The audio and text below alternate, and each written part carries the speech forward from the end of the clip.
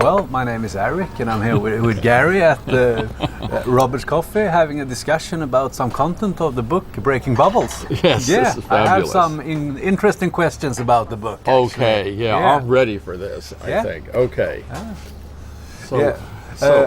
There's something you mention in the book, or you talk about multidimensionality Yeah, in the yeah. book, multiple dimension, but Yeah, to me, I kind of understand the concept, yeah. but to me the concept seems like a three-dimensional concept. You know, you talk about dimensions, but it's like they are stacked one on another. You know, Yeah. from one to whatever dimension you can go through. Yes. And, that's kind of I would say a convention of just talking about these things. Yeah. That they're stacked on top of one another. And maybe that's a kind of a mathematical view. But, I could also say that from a more shamanic-oriented experience, that these are kind of worlds. Yeah. And you can have a sense of place about the dimensions. So let's say for me personally, I really enjoy spending time in what for me is the fifth dimensional Earth. Yeah. And I think it's so important that humanity is on a path of evolving toward a level of consciousness which is in harmony with the fifth dimensional Earth, and that you have a chance to experience the Earth, in the fifth dimension. And then for me, it's like a place to visit. Yeah. So there's a sense of location. There's a sense that things come together in a certain way, and that's maybe the more experiential side of it. Yeah. Yeah. So a better way to describe it would be like different dimensions then. Yeah. Instead of dimensions from the highest to the lowest. Yeah. Well, of course, this is a convention by which people talk about things. You can say, I think that there's vibrational levels for each of these. And clearly there is something that changes as you go up or down through the dimensions. Yeah. Their complexity changes, their purity changes, you could say.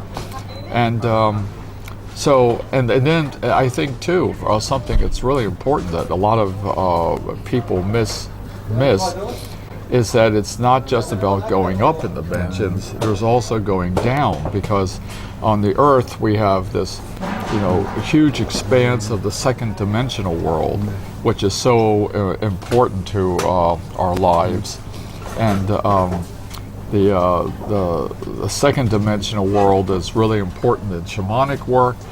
And I guess for anyone who's a healer who works on the different dimensional levels, it's sometimes important to look at the second dimension, because there are things there that are often overlooked.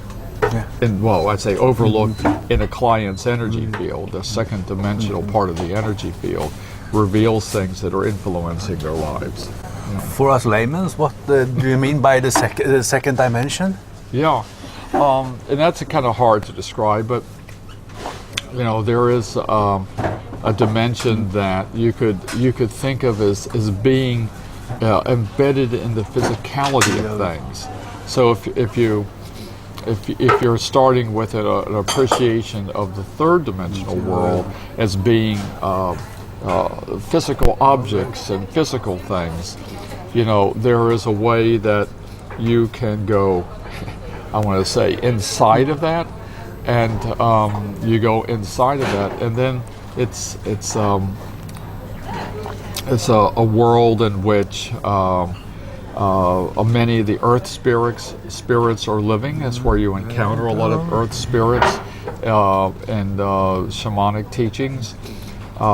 There's realms and kingdoms that people have created who were in touch with the second dimension. But it's, it's more, to me, the second dimension that I experience is much more closely connected to the Earth and Earth consciousness. So it's in some way some kind of internal dimensions. Yeah. Yeah, but of course, internal, that's a third dimensional way of thinking. Yeah. You know, how to say it, it's a world that you can enter. And there's a lot of shamanic techniques for doing this.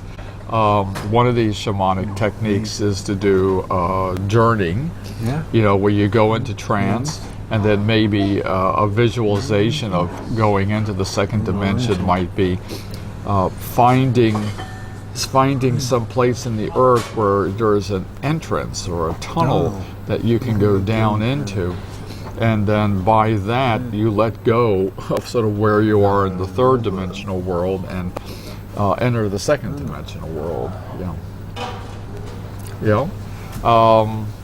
You know, so shamanic journeying is a way to do that.